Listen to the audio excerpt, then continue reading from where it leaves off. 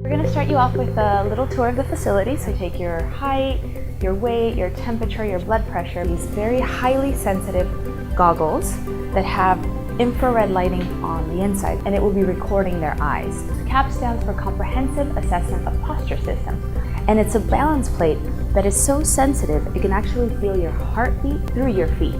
So this is called our saccodometer. A saccade is a quick eye movement to the right to the left. So saccodometer, it's measuring your saccades. This is where the patients will have their physical exam with the doctors. At this point, they're reviewing the diagnostic test, or RSSCP. It's very light electrostimulation. It feels like a tickle. Sometimes they'll combine weights, sometimes they'll combine balance plates, so it all really depends on not just what part of the brain they wish to stimulate, but how they want to stimulate it. Mark is our multi-axis rotational chair. It is the only one thus far that can rotate in all three axes, meaning front, back, right, left, and do cartwheels at the same time.